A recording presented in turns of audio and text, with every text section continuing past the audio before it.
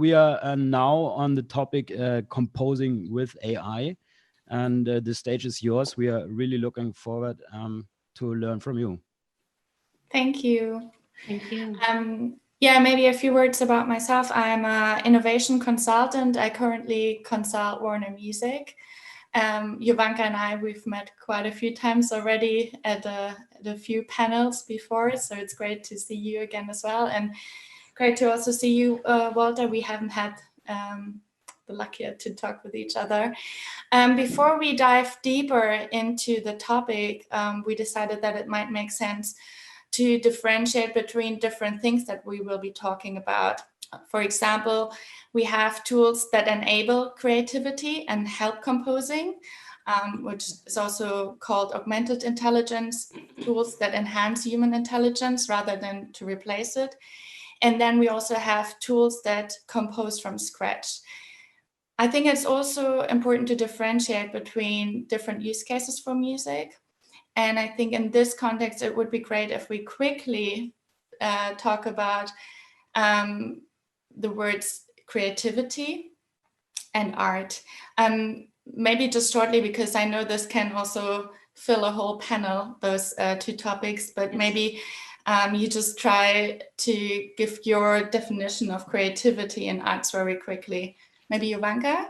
Yes, I mean, I thought about this a little bit, and the hard thing is actually to get it on a teaspoon, but I think it's basically about the dance with chaos and structure. So the dry version would be it's new connections between existing points leading to an output that somehow makes sense. So you have 2 points that are existing, and creativity is that suddenly new points are coming up.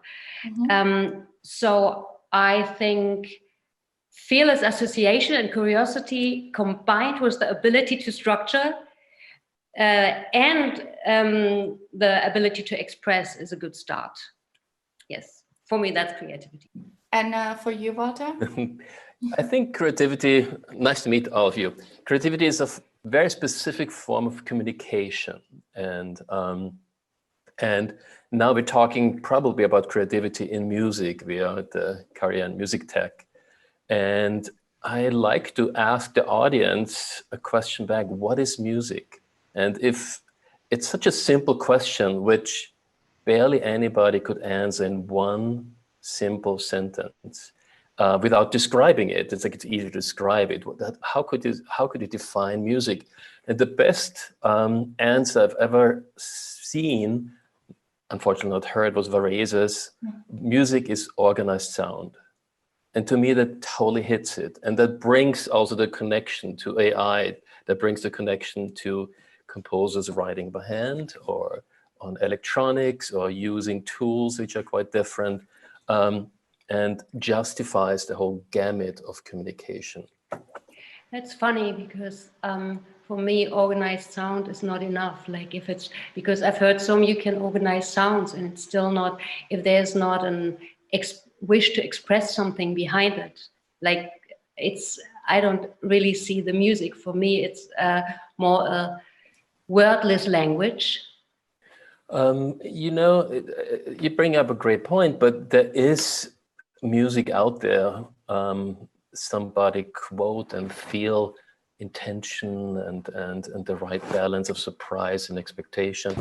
And it doesn't do too much for me. So I would love to stay away from qualifying too much. But to me, organized sound hits it for whatever I deemed so far as music. Yeah. But would you say, so would you say organized sound is creativity as well, or? You need a certain creativity to organize it in a, and now that's then my language, on top of it, meaningful way, in a way where you get the goosebumps probably when you have that balance of expectation and surprise. If it's only unexpected, it is maybe more the world of Ligeti, which is fantastic and incredible. Would I like to hear 24/7? Probably not. Or on the other end, if it's just one note changing every 4 minutes, might be soothing. It might have its own charm, but it wouldn't excite me. Do you think that machines can be creative? Definitely. And this is maybe why I give such a dry explanation for what creativity is for me, because I make a huge distinction between creativity and art. Like for me, art takes the urge to express in a personal filter. Like a sparkling deep sea fish can very much look like a piece of art, but it's not, because there's no intention with it. Or a child throws up on the table, it looks funny, but it's not art. I put a frame around it, give it a name, it's art. So for me, the personal filter, that is art. Creativity, in the terms that I described, like is new abstract, like new connections between already existing points, and the more you can play with it, the more creative you come across. So machines for me can definitely be creative. They cannot be an artist, and that's why I make this distinctions. We have a really nice definition also in the chat. Music is an abstract way to express emotions and thoughts. So in your opinion, that would rather be art, right? Because it's the expression. I think that's very nice, because as soon as you bring music in, you have this overlapping thing. So not every music is art, for example. Not every music is song. It's the further you're more detailed you want to be, it's always like new doors opening. I think you can create music with AI, but it still doesn't, not every music is art. Maybe that's the easiest answer. When you talked about machines, I think this term machines is a tough one. And I think this is where a lot of people are frightened, because we don't want to get creativity served by machines, and AI is so much more than a machine to me. Okay, I take the word away, but let's not get stuck on words. You know what I mean? We're talking about AI here. So I mean created by, I don't mean this old-fashioned nice robot that jumps out of the closet and kills us all.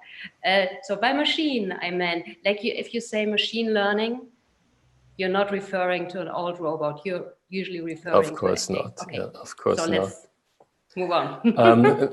Oh no, it's not about winning.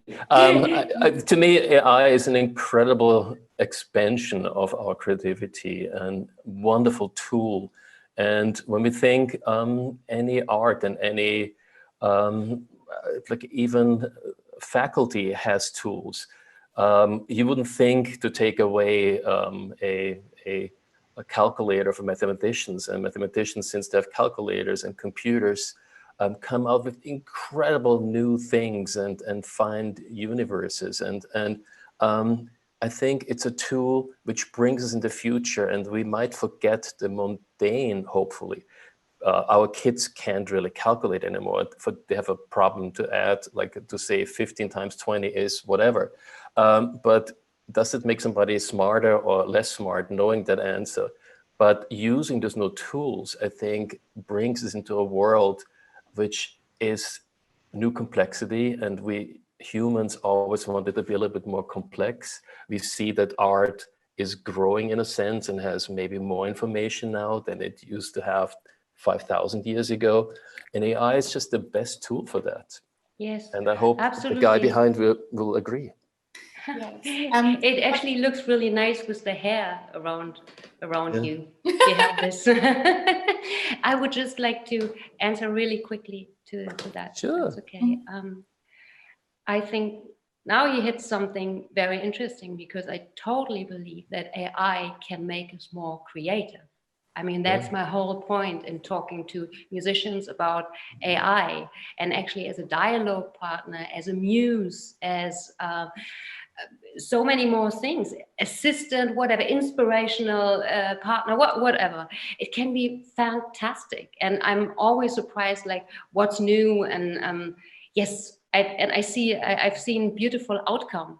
And the more playful people are actually with it, and the more daring they are with it. And we talked about this before, the more they actually work with the errors that come out of it, Mm-hmm. the more beauty can happen. So I'm totally on that. So Spontaneous I think, mistakes, yes, yes, they're the that's best. so beautiful. And but I think, just to make my point clear, I believe that together with the AI, humans can be more creative, maybe in a different way, or even more, and they can also be different or accelerated artists. All I'm saying that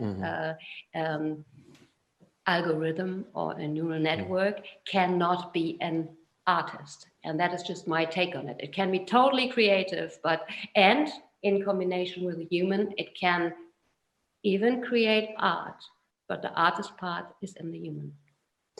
And that's why I really like to have you both on this talk here about this, because you both currently work in projects where you work with composing and music.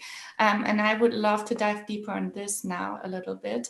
Walter, we just heard the talk by Mark Gotham, your colleague, about the Beethoven 10th, what you're currently working on. And it would be great to understand a bit more of what you learned during this whole project. And I mean, you built your own neural network that you taught, like together in this group, that you taught with all the Beethoven songs, and it would be great to understand a bit more how you did that and what the journey meant to you. Ahmed Elgamal will talk about his neural networks. He built them and trains them and feeds them, and that's way beyond my understanding, and I'm just in awe about them, and I'm in awe what Mark is doing in terms of analyzing work and being incredible, well, knowledgeable about this. My role is, I think, the fun role and the best role. I'm getting the data. I'm seeing what AI is actually writing, and there might be hundreds and hundreds of music files, and I can fish through them. And it's almost having Beethoven next to me and giving me those papers and this scores, and now bringing them to life because not too many people can read music and especially not as a MIDI, a digital file. We have to bring it into the world where we can listen to it and understand how would that sound in an orchestral way. And doing so is a beautiful, playful job, so to say, and I'm proud to be in here and to become an extension of this whole process. I think Mark's just writing in the chat that they're in awe of you too, Walter. You're making the difficult part. What are your biggest takeaways from this project? I mean, I know that you didn't teach the neural network, but you were a big part of this project. So it would be super interesting to see. There's no boundary to creativity. It's like AI is opening us all up, and it's always at the beginning that we might misuse technology. When the synthesizers were invented, we often used them as cheap violins for TV spots because it was easier. But now it took a little while till people wrote music for synthesizers, which only is for synthesizers or immanent. And there were so many quantum changes in life from Gutenberg before people could read books and have books, and what happened after. And it took a couple of generations that we really get the benefit of that. AI is the beginning, but I can already feel and see it enhances our mind, it enhances our creativity, and we can forget the mundane and dive into something really new. And what could be better than doing this with this team of incredible people and Beethoven, visiting him at his grave, being in Vienna. And I'm lucky that I'm living here in the first district in Vienna, where Beethoven probably is standing right here. That's also the beauty of this digital conference right now. And it is a house where he walked in and out there and feeling that spirit and getting spirited by this environment. That's great. You just said that you realize that there are no boundaries to creativity. I think, Jovanka, that is something that you also want to show with your AI contest. Yes. Can you dive a bit deeper on what you're doing there and what you want to show with that? Yeah, definitely. Before that, it's so funny that, Walter, you said this thing about the synthesizers, because this is when I give like talks to musicians and creatives about how they could open up, or to get them interested actually in AI and to play around with it. It's this is my example always, because there was in the 80s even a branch of musicians in the UK from the unions who wanted to ban synthesizers because they were stealing jobs. And then just, I mean, remember when the DX7 came out, there was so much ugly music out there. All the bell sounds. So much ugly music. But this is like, as soon as you leave your comfort zone and branch out more, it's not a place to make perfect sense or perfect music. That's like exploring space. And it'll all sort out. So right now it's like, let them all go overboard and play around, and eventually it'll sort out to wonderful things. It will, you know, the great things will stay and bring us further. What I came up with is the Diana. And Diana, I have to explain that really quickly. The Diana AI Song Contest and Award Show is named Diana because just it's a beautiful name, of course, but imagine the name. Now you flip the second and the third letter. Yes, you have AI. Now what do you still have? It's DNA. So speaking to a lot of musicians and my colleagues as a songwriter and artist coach over the last years, I found out they are not afraid of AI. They couldn't care less.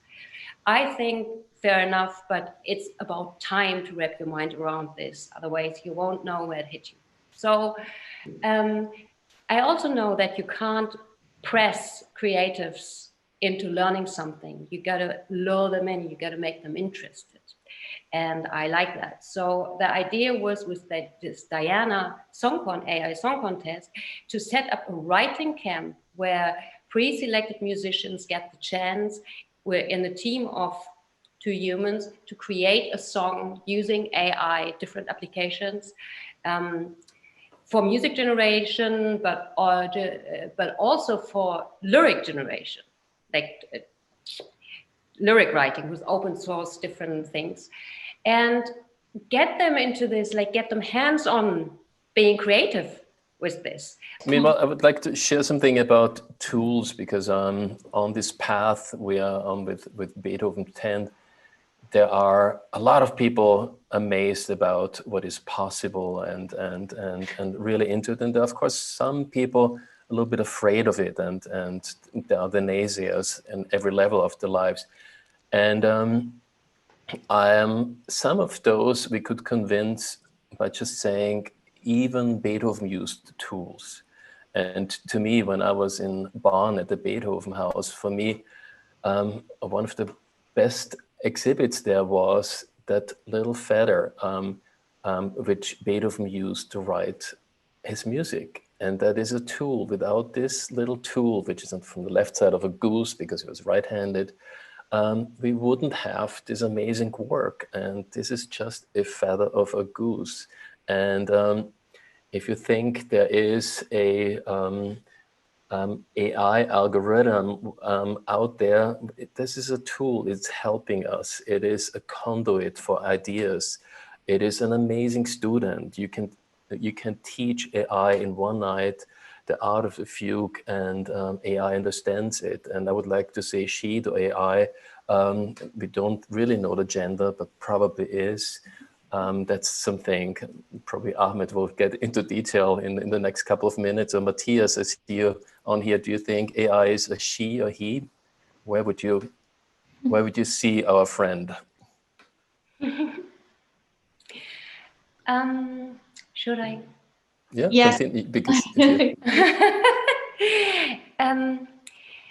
but it's so good that you you say this, because this is what we're planning within the writing camp. So to get this creative AI music generating tools, and to get musicians to play hands-on with it and create a song within 1 day. So the approach is to create songs within 1 day. There's no genre restriction, but they have to create with 2 humans and also talk about what they like and how they can bring it further with the AI. In the evening, it will be mastered again with an AI-driven tool, Lander. And there will be music video generated for each song by Rotor, AI-driven video platform or application. And at the award show, all these songs will be played, like all the videos will be played. We will have some live music, some international wonderful special guests, and the first Diana will be granted to the winner team. And this is for us so important. And I'm doing this with the team of the CO Pop in Cologne.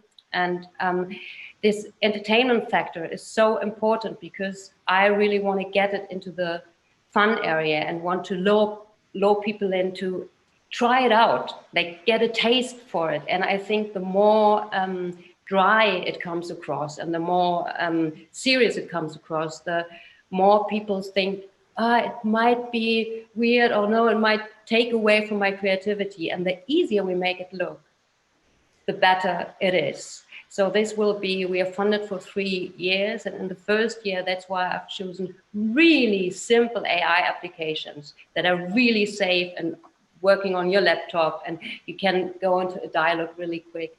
The next year, I want to bring it up to a level where we use more sophisticated tools, where you actually, where it's even more of a dialogue and you bring different AI tools together. Like I would like to work with Voclayer, which turns audio into MIDI, and also with Algonaut, which they're different tools I would like to work with. But first of all, in the first round, it's only supposed to be fun and to work and to get people into, wow, this can be actually inspiring.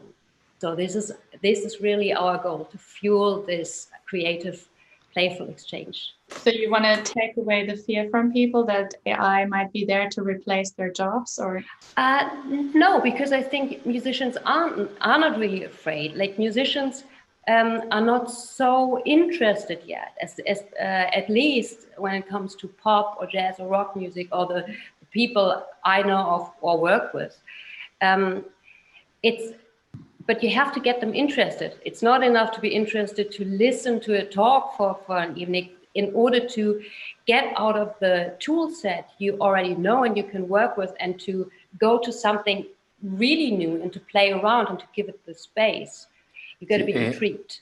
AI can be a band member, partner, co-composer, yes. And what we have. And Matthias actually answered to my question and said AI is they, which I totally yes, I like that. To. I like that a lot. Definitely yes. the best way to sum it up. But yes. Yeah, AI can be your colleague and your band member, and we can be open for that and grow with that. And we see yes. really new, wonderful streams of creativity here. I wish that the AI will develop, and it's developing so fast that it could perform right away and easily have a synesthetic aspect to it, where we talked about it, synesthesia, where you hear sound and you have certain taste or color modality crossed in your brain. And AI can do this. And imagine now you cross a picture with music, with the taste of something, and bring all of that together and start composing this way.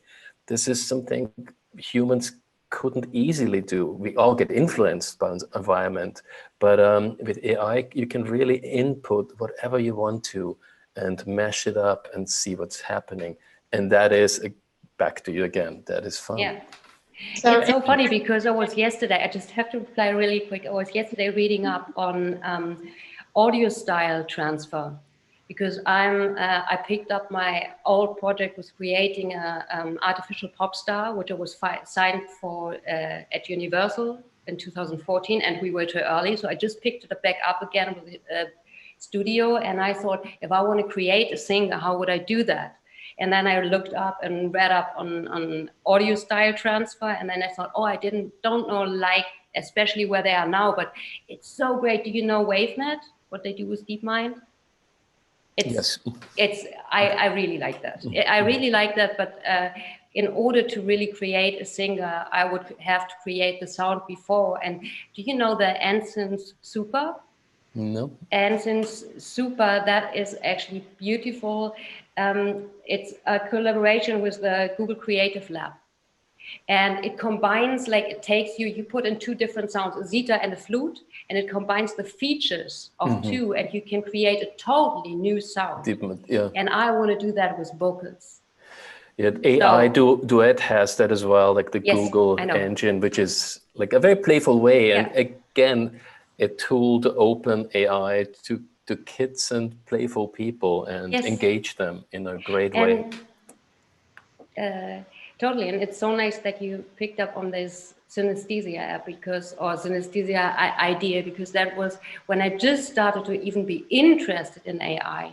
That was my first thing, like what could it be? Like, I'm always looking for a new way to, like, enable people to something, like to open doors.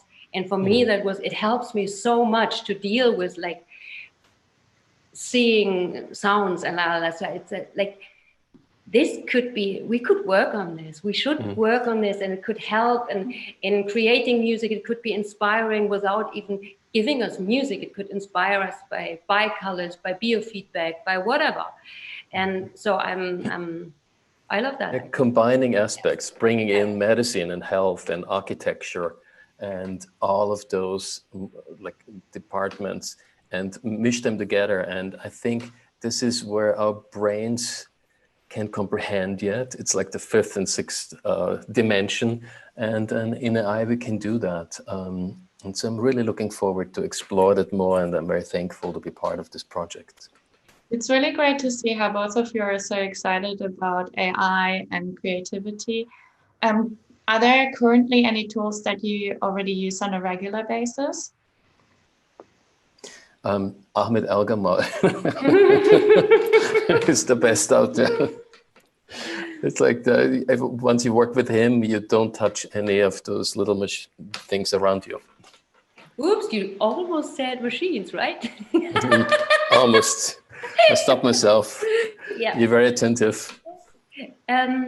So it's so funny, especially in this time, because we are also over virtualized right now, being in Skype calls or Zoom, or all these things that right now I even writing songs for other artists. I went back to my ukulele to be totally off anything. I'm really making my demos right now, just playing straight into the computer. But before that, preparing the Diana contest, obviously I had to play around with all these AI applications to find out what is useful, what is easy, what gives an easy access. And so I played with a couple of AIs. We decided for Boomi in the end, but I played around with many different little tools. For example, with Playbeat, which is an AI that randomizes grooves by manipulating tempo, pitch, and all that. So that's kind of nice. Then you have Rhythmic, so you put beats in, and then it gives you variations. That's the Playmate thing you were talking about. So you can, like, upload a very simple drum beat, which is kind of nice, and then you start playing with it, and it learns to deal with it and gives you rams and puts in breaks and stuff. So it's a toy tool, but it's a nice toy tool. And I played around, which is actually nice, is Musico. And they are coming from Italy, which is nice. Have you played with Musico? Yep. I think it's something about it is nice. They have these 3 different apps, and they have, well, it takes too long to explain more about it. But if you want to look something up and explore a little bit and just have fun, go to Musico. I think, how is it spelled? I had it written down here somewhere. We can share that on Slack later. We can. But also the question is, where does AI go, and where might be the next steps? And I would love to see that AI is getting even more input. Let's think about Beethoven, that he moved from apartment to apartment many times, and I'm sure architecture influences how we compose. It's all about proportions, and Pythagoras wrote already about that you can take music into translate it, convert it into temples, and vice versa. So like looking at the structure of this room, I'm sure influences me somehow, the people I'm with. And this is also one of the questions we had is, like somebody said, AI was never lovesick, was never hangover, and didn't have human challenges. How can this thing write in a human way?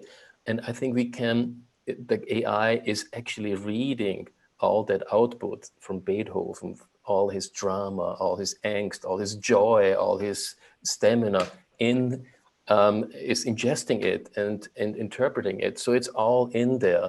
And I would love to see even more input possibilities, that we can get the art of building vases in old Egyptian days and the hieroglyphs in there as well. How does that influence now the music? And see what comes out there. I think that's a really beautiful thought, but do you think that not the artist, so someone that is behind the artificial intelligence, should have something to say? Like, or do you think that should also end up in the artificial intelligence in the end of the day? Compose me around, and then we'll pick the best melody of the moment and write that down. When AI is giving us options, we still have to decide which one is the one I want to share with the world now. So there is a symbiosis with the AI in there. And again, it becomes an incredible tool where I'm still in control, because if I want to feed it now with the hieroglyphs, with the art of hieroglyphs, it is something I'm inputting and collaborating with. I think you're saying something really interesting there, because that even this thing from you are the one who makes the choices, the human, yeah, we do. Is that appears in a lot of these AI applications. And I found out, and I know that from a lot of musicians, I rather search, I rather play, I'm rather improvising, I'm rather finding than just curating. Just to choose which is the best is not how I love music. For me, music really is not only about the outcome, but at least as much about the act of creation, and also creation and inspiration between musicians. So that, for me, like, that is as old as humans are. People make music. So also all this clickbait, all these AI companies now put out that AI is democratizing music. I think that's BS, because music is democratic. You can make music. Kids make music. Not all of us have the same tools, but yes, I rather make music, and I know we agree on that, as something that widens our perspective, and a partner. It can be a fantastic inspiration and a tool and a partner and a muse and what all of that. But coming back to the point, I think the art, and this comes to you, Helen, again, the artist for me is the human. And even if it sounds emotional, what the AI does, I think it's not just about how it sounds, it's also what it gives people by doing it.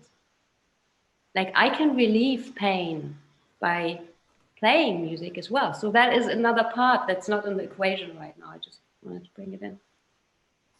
It's a whole new aspect, health and wellness and physiology of our physiology and music, and how it interacts and trains. And that's probably a very big part of it. But also back to, I see AI is an incredible instrument and tool as well. And if I would write a symphony or sonata for guitar and orchestra, it would have restrictions, and very specific restrictions about the sound, about the octaves you have on the guitar, and how many fingers you have on that hand. And so definitely it is very clear what you should write, can write, and what's playable. And I think we always want to break out. Composers always want to take a next step, and Beethoven added the choir in his symphony. And now we have prepared piano where we put screws into the corpus of the piano, so it sounds differently, and find new moods, and put electricity in the guitar so it sounds different. To me, AI, and I think I will think about this the same way tomorrow and in a couple of weeks, I don't know, in a couple of years, it's boundaryless. It has so many options, and that is mesmerizing. I think we can imagine what's going to happen next couple of years with. Yeah, I think it's really great that you both rather see it as a tool rather than a threat. Of course, there are tools out there, of course, that can create music from scratch, however we define music now. But if I'm an artist now, and if I want to start using tools, AI tools for my own songwriting process, are there any tips that you would give me? How could I start and get into all this?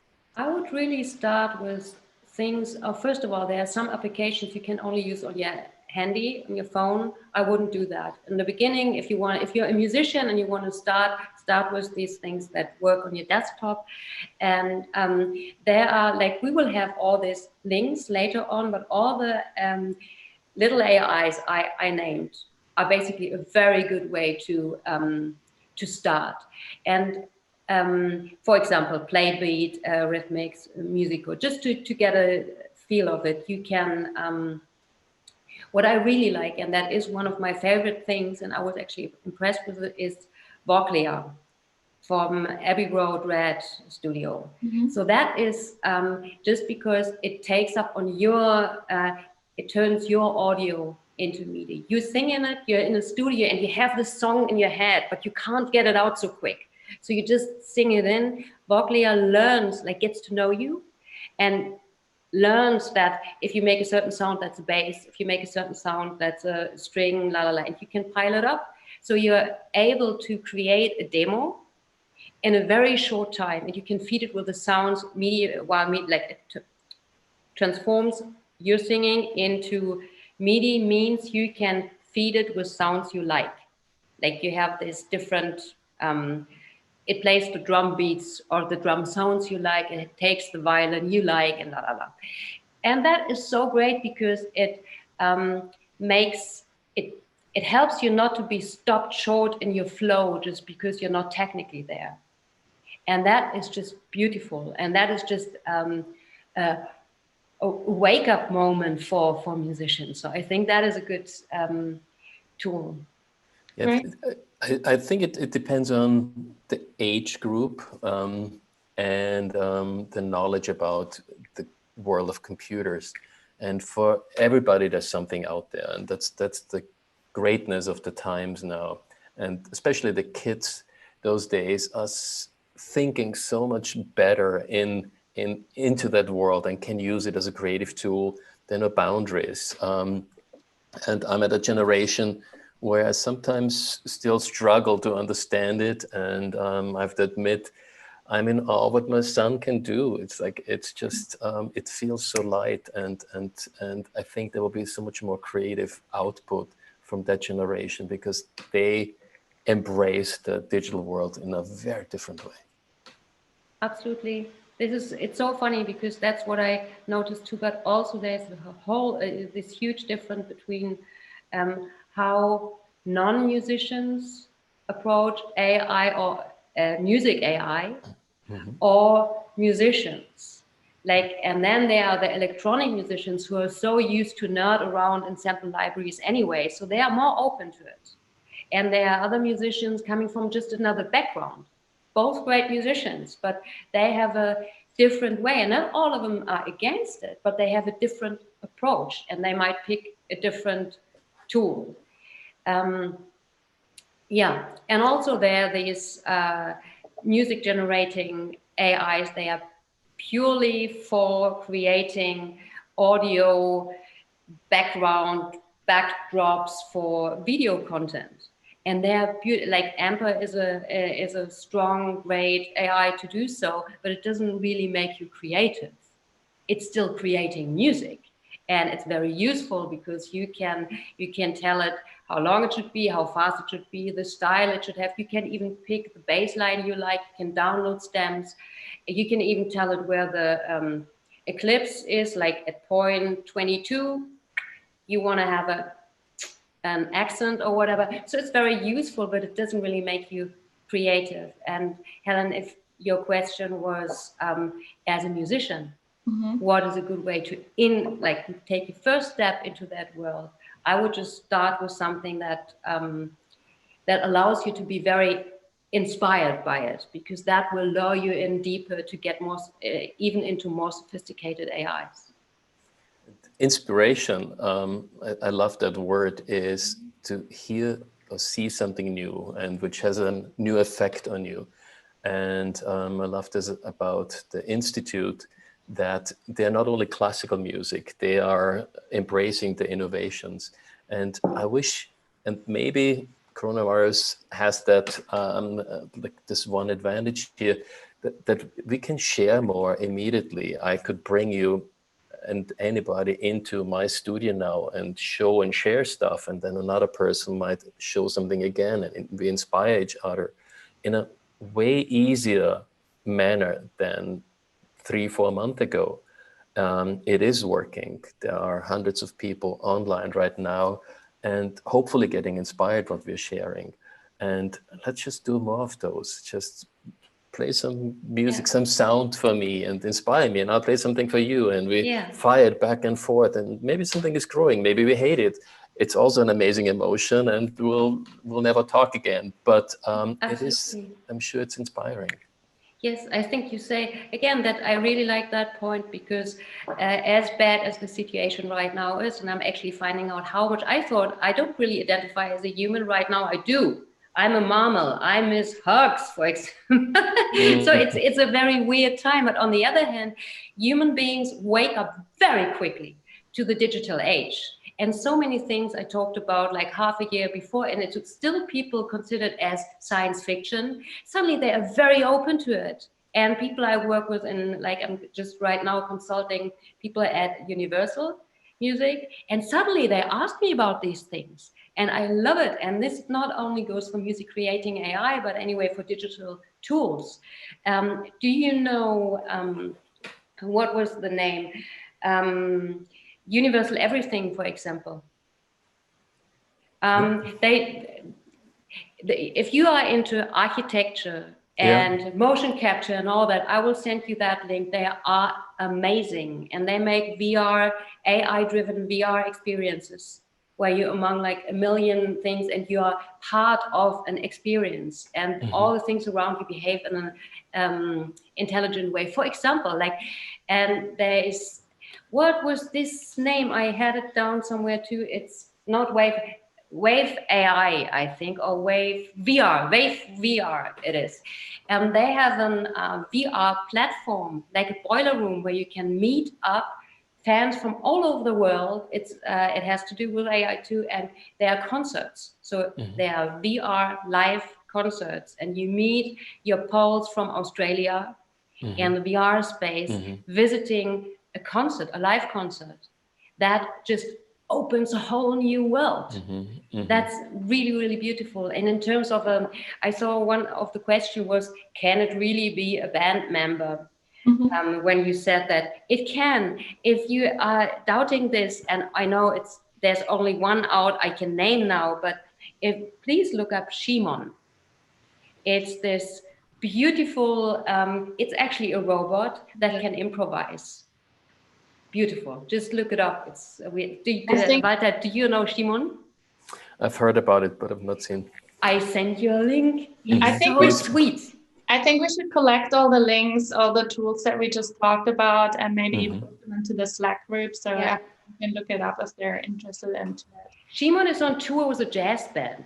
Just saying that. So he's improvising. He's learning on stage 8, and he plays marimba, and he has like 8 or whatever mallets. fingers, and he listens, and then he learns, and then he starts playing with the band, and it's beautiful. Super. Any style. I think we have quite a few philosophical questions up in the chat right now as well.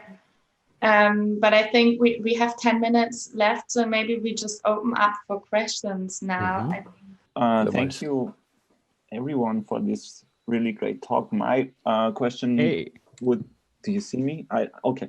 My question would really be, I think there are situations where like AI can help to produce a lot of music, since we are used to have music composed and then performed several times, but AI can really produce music, I mean, massive amounts of music that can also be personalized. Like for example, in different situations. So what is your thought about that? At the moment, we are talking about music, like we create a piece, that piece is the work of art. Got it, yeah. I mean, AI can really do kilometers and miles of music and music and music. Yeah, we call it generative music, where you basically start a theme and then it goes on as long as we have power. There is a notion about this in health. Music has definitely health aspects and can really treat symptoms very specifically and train brain waves. And if we have a loop here with a biosensor on a person and inform the music and the music composition and its generative music, then we can get an incredible loop going where it's not only enjoyment of music, but where music really helps your physiology and health. So that is definitely happening, and we're exploring those possibilities. Also, what we learned from the Beethoven project is, and Mark already suggested that in his earlier conference, there is no push button where you can say, I want to have the 10th symphony, and it spits it out a couple of minutes later. And we could imagine that maybe Beethoven wrote that or not. There is a lot of interaction needed and a lot of training, a lot of learning, and a lot of dialogue, so to say. And that is the beauty of that process. It's almost this thought of, it's not the goal, it's like how we arrive there, which is invigorating and is teaching us so much. And on this way, we learn again so much. We are trying to come up with an orchestration tool and building that from scratch. It's almost the world of pioneers. It's almost going to the Wild West. We are those settlers right now on those carts with the buffaloes and the horses in a new world where every day is new, and it is really exciting, and there's so much coming back. I think it's I can to that I can totally relate. Like when I was signed to Universal with the idea to create a virtual pop star, it was just an idea, and I talked the president of Universal into it, and he actually signed me with it, thinking I'm crazy, but he wanted to sign it. And then to go into this research thing, and it was really easy or early for what we planned, but obviously there was already so much out there, and to just explore things and to put new thoughts together and to think like the Fraunhofer Institute worked with us, because what I wanted to create was not something like Hatsune Miku, who is a pre-produced hologram that plays her show, but I wanted to have a live-tracked hologram. Mm-hmm. So all the techniques were there. You had a hologram, you had motion capture already, but you had not a hologram that was by a creature you totally newly invented. Like we had to design this creature, and I wanted to sidetrack her from backstage, and no one had done it yet. Mm-hmm. So this is my thing, where I totally become this. I get this pioneer high somehow. And it's not about programming or not even about music, but this thinking of concepts, and this could work, and then having an idea and say, yes, why has no one done it yet? I can't understand. And then to see how people jump on it and work with it, and a creative process develops out of it is really, really beautiful. And this is for me again where tech is inspiring me to be creative and eventually to create art, to close our little cycle from the beginning. Are there any tools right now that you're missing that you really would ask for?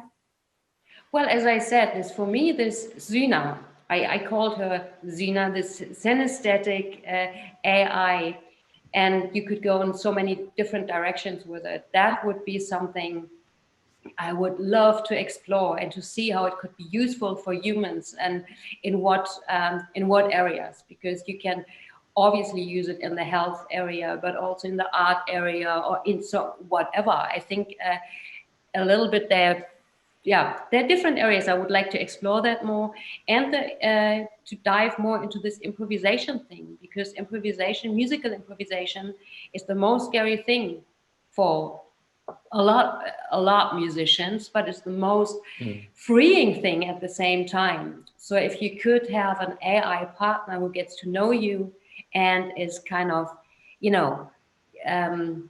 forcing you to get out of your comfort zone, but within a safe space, that would be great. Even for managers, you have a stress syndrome or whatever. If they could, so they would not get up on stage and improvise with jazz musicians. But if they can kind of sing a little or play a little and have to get better and get tricked and get sucked into this playful process, it would be great. I think it could have a healing aspect to it as well. Definitely. Because I think we may have to stop soon. I want to thank everybody. It's like everybody who's inspiring us. There are probably none of the naysayers at this conference. It's like there will be only the yes-sayers about AI and technology innovation. I want to even thank the naysayers, which might not be there. Some people which are afraid of what we're doing and which come to concerts with a pre-notion that this can't work and shouldn't work and it's not human. And I would love to invite them, if you can tell them, that we want to share what we're doing, and we don't want to scare them. We want to embrace them and just show a new world of how music can be created and how music can come to them. So that's maybe the final word. Don't be afraid of it. Embrace it. Be curious and playful. It can actually be fun. Yes, thanks. Very beautiful. I think we're going to collect the tools now that we talked about it, and I can put them into the Slack channel. Thanks everyone for watching and for being so active on the chat. I couldn't jump on everything that you said. Thanks.